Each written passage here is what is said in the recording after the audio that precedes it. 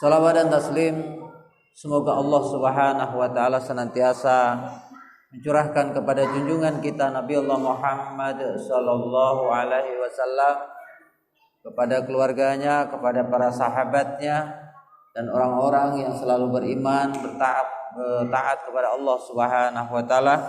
Mudah-mudahan nanti di yaumil akhir mendapat syafaat dari Rasulullah sallallahu alaihi wasallam. Bapak Ibu sekalian yang dimuliakan oleh Allah Subhanahu wa taala. Jadi pada malam hari ini sebagaimana undangan yang disampaikan ke Al-Fakir adalah dalam rangka peringatan nuzulul Quran, ya. Berarti adalah kita sedang mengenang turunnya Al-Quran, ya. Bapak Ibu sekalian yang dimuliakan oleh Allah, ya. Jadi sebelum Allah menurunkan Al-Quran, Allah sudah menurunkan kitab Taurat, kitab Injil, kemudian kitab Al-Quran. Satu-satunya kitab yang Allah Subhanahu wa taala menjaganya, tidak bisa dipalsukan, ya. Tidak ada yang lama dan yang baru. Semua adalah sama, adalah Al-Quran. Karena Al-Quran Allah yang menurunkan, sekaligus Allah kemudian yang menjaganya sendiri. Inna nahnu nadzikra wa inna lahu lahafidun. Kamilah, kata Allah, yang menurunkan Al-Quran dan kami yang akan menjaganya, ya. Bapak Ibu sekalian yang dimuliakan oleh Allah Subhanahu wa taala. Kemudian yang kedua, bahwasanya Al-Quran itu Allah Subhanahu wa taala turunkan karena dia adalah kitab yang mulia. Maka Allah turunkan ketika Al-Quran itu turun pada satu malam, maka malam itu pasti akan menjadi mulia. Itulah yang disebut malam Lailatul Qadar, ya. Ketika Al-Quran itu turun pada satu bulan, maka bulan itu pasti mulia. Itulah bulan Ramadan. Ketika Al-Quran itu turun di satu negeri, maka negeri itu menjadi terangkat. Lihatlah Mekah, lihatlah Madinah, tempat turunnya Al-Quran saat itu. Rasul menerima wahyu yang dulu menjadi simbol kejahiliaan masyarakat saat itu. Ketika Al-Quran turun di sana, maka Allah angkat Mekah itu menjadi negara yang makmur, Madinah itu menjadi juga negara yang makmur. Bahkan bukan hanya itu, ketika Al-Quran itu, ya, sampai kepada Rasulullah sallallahu alaihi wasallam, maka Al-Quran itu sekaligus menjadi mukjizat bagi Rasulullah sallallahu alaihi wasallam, ya. Dan Nabi kita dengan menerima Al-Quran, maka dia menjadi penghulunya para nabi, ya. Hingga Allah memuliakan kita, tidak akan masuk surga, ya, umat-umat sebelum kita, sebelum umat Nabi Muhammad ini masuk surga duluan, ya. Bahkan ketika Allah, Rasul mewariskan Al-Quran kepada umatnya, umat Islam ini karena Al-Quran, maka umat Islam ini menyandang predikat yang terbaik. Kuntum khaira ummatin ukhrijat linnasi ta'muruna bil ma'ruf wa tanhauna 'anil munkar wa tu'minuna billah. Kalian wahai umat Islam adalah umat yang terbaik, ya, mengajak yang ma'ruf, mencegah yang mungkar, dan beriman kepada Allah Subhanahu wa taala. Bapak Ibu sekalian yang dimuliakan oleh Allah Subhanahu wa taala, bahwasanya Al-Qur'an itu turun di bulan Ramadan, itu Allah Subhanahu wa taala menjelaskan sendiri. Syahrul Ramadan alladzi unzila fihil Qur'an hudal linnasi wa bayyinatin minal huda wal furqan. Di bulan Ramadan itu Allah menurunkan Al-Qur'an. Allah menurunkan Al-Quran. Untuk apa? Hudal linnas, sebagai petunjuk bagi manusia, wa bayyinat, dan sebagai bayan, untuk sebagai penjelas, ya. Wal furqan, dan Al-Quran itu berfungsi sekaligus sebagai pembeda antara yang hak dan yang batil. Bapak Ibu sekalian, jamaah sekalian yang dimuliakan Allah Subhanahu wa taala. Selanjutnya adalah apa keinginan Allah atas kita terhadap Al-Quran. Ya, itu. Jadi apa keinginan Allah atas kita kepada Al-Quran? Ya, karena kalau kita tidak memahami ini, biasanya Al-Quran itu kita tidak fungsikan sebagaimana fungsinya Allah menurunkan Al-Quran. Gitu. Yang pertama bahwasanya Al-Quran itu adalah hudalin nas. Al-Quran itu adalah petunjuk hidup bagi manusia. Ya. Jadi Al-Quran itu adalah petunjuk hidup. Yang namanya dia petunjuk hidup, Bapak Ibu sekalian, berarti Al-Quran ini mesti kita simpan di depan. Di belakang Al-Quran itu adalah akal kita yang Allah ciptakan berfungsi untuk memahami Al-Quran. Kemudian di belakang akal itu adalah keinginan-keinginan kita. Bukan dibalik, keinginannya di depan, akalnya di belakang, Al-Qurannya disimpan paling belakang. Realitas petunjuk itu tidak seperti itu. Ya. Makanya kemudian Bapak Ibu sekalian, ya, dalam Al-Quran itu, karena dia adalah petunjuk kehidupan manusia, maka dia mengatur seluruh aspek kehidupan kita. Ya. Wa nazzalna 'alaikal kitaba tibyana likulli syai' wa huda wa rahmah wa busra lil muslimin. Dan aku turunkan Al-Quran itu untuk menjelaskan segala sesuatu. Jadi yang namanya segala sesuatu, ala kulli syai' berarti tidak ada satu celah dalam hidup ini kecuali Islam telah memberikan penjelasan bagaimana cara dijalani, bagaimana kemudian kita mesti pilih, dan bagaimana jalan itu mesti kita tempuh. Ya.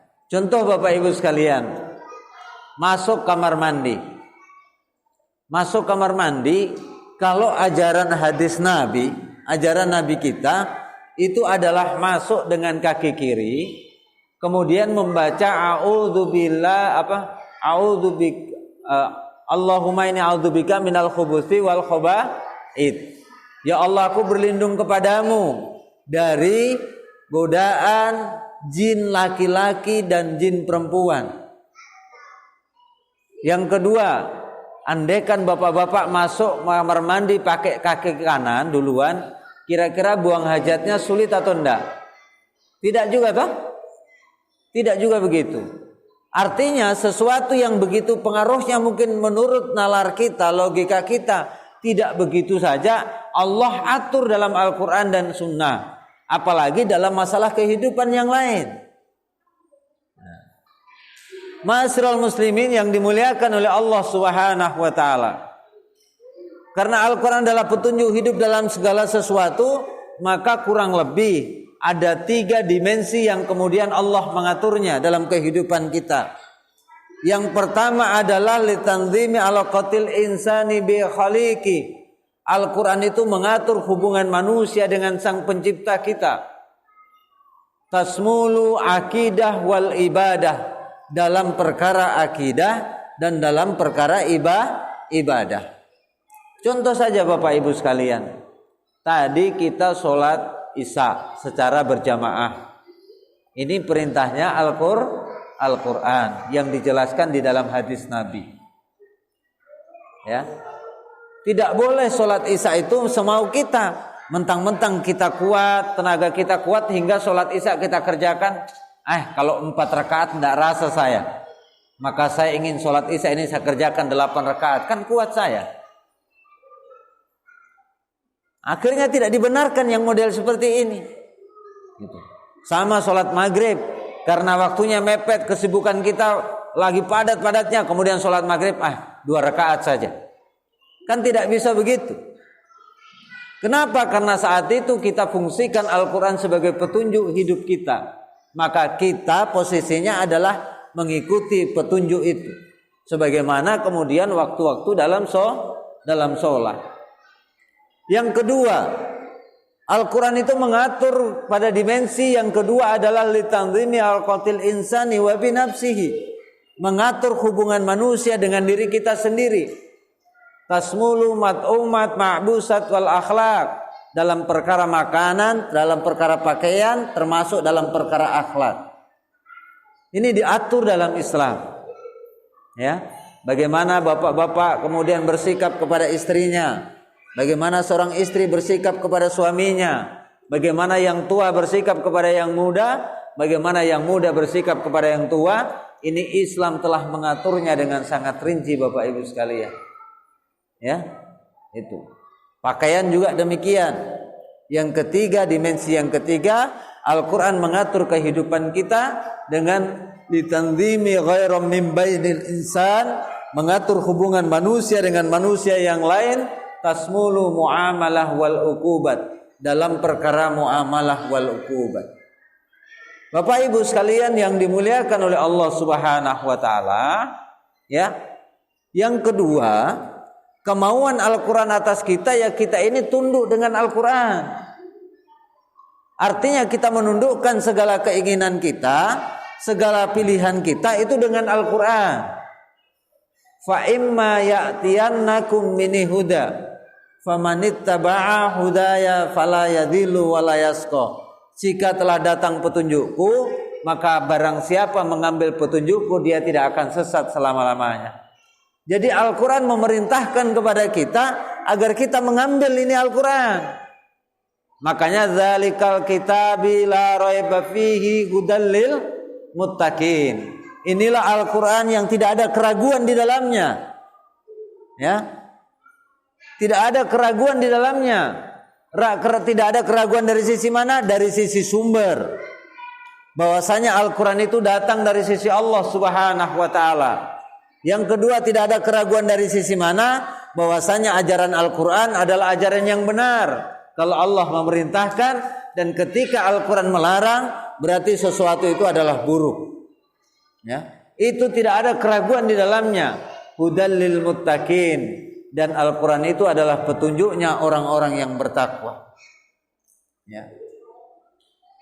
Bapak Ibu sekalian yang dimuliakan oleh Allah, namun sayangnya ketika hari ini sejak kita lahir kita diajarkan oleh guru-guru kita, kemudian membaca Al-Quran 30 juz, kita khatam. Namun pada saat yang sama Al-Quran itu siapa yang indah suaranya dikasih hadiah, yang indah suaranya diperlombakan mana yang paling indah, tapi tidak diperlombakan siapa yang paling sesuai amalannya dengan Al-Quran. Yang tidak jarang kemudian hari ini kita hidup di zaman yang Al-Quran sendiri itu kemudian dikriminalisasi kalau tidak sesuai dengan kepentingan seseorang. Ya, tolong panitianya, adik-adiknya dirapikan lah. Ya. Ada enggak panitianya? Ya. Baik. Ya. Ini. Ya. Bapak Ibu sekalian yang dimuliakan oleh Allah, hari ini sebenarnya kita ironis. Kadang-kadang Al-Quran kita baca 30 juz. Tapi kadang-kadang di tempat sisi lain ajaran Al-Quran kita anggap kadang-kadang tidak manusiawi. Ajaran Al-Quran kadang-kadang dianggap kejam. Ajaran Al-Quran kadang-kadang dianggap kemudian ini merusak tatanan negara. Ajaran Al-Quran kadang-kadang dianggap ini memecah belah bangsa. Ya, contoh saya ambil. Ketika Al-Quran mengatakan, Allah berfirman, wasariku wasariqatu faqta'u aydiyahuma, pencuri laki-laki dan perempuan potong kedua tangannya. Hukum ini manusiawi atau enggak? Manusiawi enggak? Manusiawi. Hukum ini kejam enggak? Kejam. Ya. Kemudian yang kedua, azania wazania itu penzina laki-laki dan perempuan yang sudah menikah itu dirajam dalam Al-Quran. Ya. Kalau yang belum menikah dia berzina, maka kemudian dicambuk 100 kali. Hukum ini manusiawi enggak? Kejam enggak? Kejam. Menurut sahabat kita hukum ini kejam. Inilah persepsi yang kenapa kita ini menjelaskan bahwasanya hukum Islam itu tidak kejam. Hukum Islam itu karena datang dari sisi Allah. Hukum Islam itu yang paling manusiawi. Justru selain hukum Islam itu kejam, selain hukum Islam itu tidak manusiawi. Mau ambil contoh. Kalau orang berzina yang kemudian kalau sudah menikah kemudian dihukum rajam, ya, kira-kira efeknya apa? Orang mau selingkuh berpikir, Pak.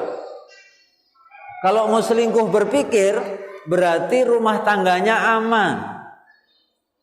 Beda hari ini, orang yang berzina yang penting suka sama suka, tidak kena delik hukum. Kecuali ada yang keberatan. Kalau keberatan yang penting suka sama suka, tidak kena delik hukum. Pertanyaannya, ini manusiawi atau tidak? Tidak manusiawi.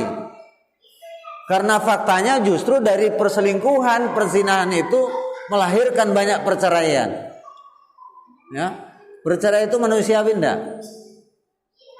Bingung ya? Takut salah. Iya, ini penting, Pak. Jangan sampai kita ini membaca Al-Quran 30 juz, jangan sampai kita mengatakan kita cinta Al-Quran, tapi kita salah persepsi terhadap Al-Quran. Kenapa ini penting saya sampaikan? Karena ada upaya menggiring hari ini musuh-musuh Islam itu agar kita menjadi musuh bagi agama kita sendiri. Ya. Contoh kalau tidak percaya,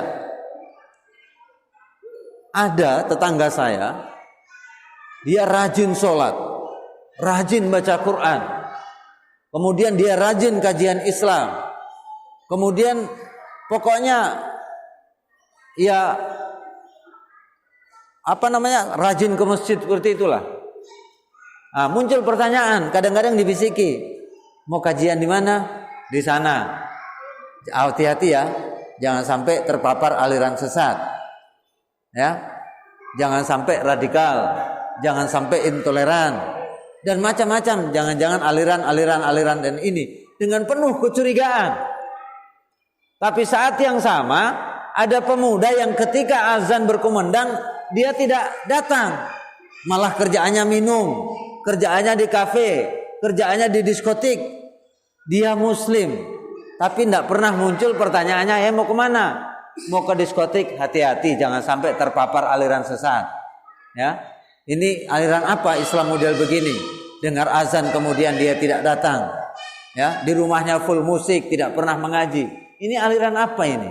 Tidak pernah. Gitu. Persepsi yang seperti ini sengaja digulirkan agar kita tanpa sadar umat Islam menjadi musuh bagi agamanya. Dan kalau ini yang terjadi maka bencana, Pak. Bencana bagi kita, bencana bagi umat, bencana nanti kita juga di akhirat. Ayyuhal kiram azanallahu wa iyyakum ajma'in. Ya. Jadi yang kedua, Al-Quran minta atas kita adalah jadikan Al-Quran itu sebagai petunjuk hidup, pegangan hidup. Yang kedua adalah yang selanjutnya, ketika hari ini di sistem sekuler hari ini ya Al-Quran mohon maaf saja, Al-Quran itu tadi yang saya sampaikan, satu sisi dibaca, satu sisi dianggap suci, tapi satu sisi ajarannya dilecehkan, diabaikan. Ini ya. Tolong panitianya ya, sedikit diarahkan ya, dirapikan saja ya, tapi jangan dilarang ke masjid karena dia adalah malaikat-malaikat kecil ya. Ini. Bapak Ibu sekalian yang dimuliakan oleh Allah, yang selanjutnya adalah siapa yang kena taklif berhukum dengan Al-Quran. Yang kena taklif berhukum dengan Al-Quran adalah orang-orang yang mukallaf, orang-orang yang sudah balik. Ya, jadi kalau anak-anak ini belum balik, Pak, ya, ini masih menjadi tanggung jawab orang tuanya untuk kemudian mengajarkan Al-Quran, untuk kemudian menyesuaikan agar perilakunya sesuai dengan Al-Quran. Tapi yang sudah balik ini wajib. Ya, makanya saya berharap bukan hanya anak-anaknya ke depan yang rame, tetapi mestinya bapak-bapak dan ibu-ibunya. Kenapa? Karena bapak ibunya wajib. Ya, anak ini kalau kemudian melakukan perbuatan yang melanggar hukum Al-Quran, mereka belum dihisab. Ya, tapi orang tua dia sudah dihisab oleh Allah. Bapak Ibu sekalian yang dimuliakan oleh Allah, oleh karenanya itu Al-Quran mengatakan begini, Innallaha yarfa'u qauman bihadzal kitab wa yad'ul akharin. Sesungguhnya Allah akan mengangkat satu derajat satu kaum itu dengan Al-Quran. Dan Allah ingin menghinakan, ketika Allah ingin menghinakan juga dengan Al-Quran. Artinya Bapak Ibu sekalian yang dimuliakan oleh Allah Subhanahu wa taala, mulia dan hinanya satu bangsa, mulia dan hinanya manusia, mulia dan hinanya masyarakat itu tergantung dengan sikap kita kepada Al-Quran. Semakin dekat kita dengan Al-Quran, semakin terangkat kemuliaan kita. Semakin jauh kita dengan Al-Quran, maka semakin jauh pula kemuliaan dan semakin dekat kehinaan. Ada satu kisah di zaman Rasulullah SAW ketika Rasul saat itu sedang membacakan Al-Quran di hadapan para sahabat, mengajarkan Al-Quran. Kemudian ada orang Badui, yang orang Badui tersebut kemudian berbicara lebih keras daripada Nabi. Perkataan orang Badui tadi, Rasul langsung mengadu kepada Allah. Ya Rabbi inna qaumi tahadzu hadzal Qur'ana mahjura. Ya Rabbi sesungguhnya, ya Tuhanku sesungguhnya kaumku akan menjadikan Al-Quran ini sesuatu yang mahjura. Sesuatu yang tidak suka lagi dibaca, sesuatu yang tidak suka lagi dipelajari, sesuatu yang tidak suka lagi kemudian dijadikan pedoman, sesuatu yang tidak suka lagi kemudian untuk diajarkan. Ya. Dan doa Nabi ini kemudian di-cover oleh Allah di dalam Al-Quran dalam surat Al-Furqan ayat 30. Wa qala Rasul inna ya Rabbi inna qaumi tahadzu hadzal Qur'ana mahjura. Berkata Nabi, ya Tuhanku sesungguhnya kaumku akan menjadikan Al-Quran ini sesuatu yang mahjura. Maka hati-hati Bapak Ibu sekalian memperlakukan Al-Quran.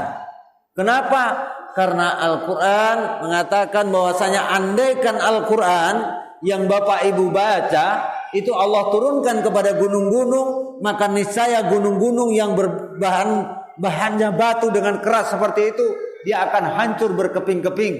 Kenapa? Karena beratnya amanah kemudian yang Allah titipkan lewat Al-Quran. Ya, berat sekali. Gitu. Nah sehingga disebut oleh para ahli tafsir, andaikan gunung itu punya perasaan seperti manusia, andaikan gunung itu punya akal seperti manusia, maka niscaya gunung itu akan terkeping-keping, pecah, berkeping-keping karena beratnya amanah yang Allah embankan lewat Al-Quran. Gitu. Gunung saja demikian, Pak. Bagaimana dengan kita? Gitu.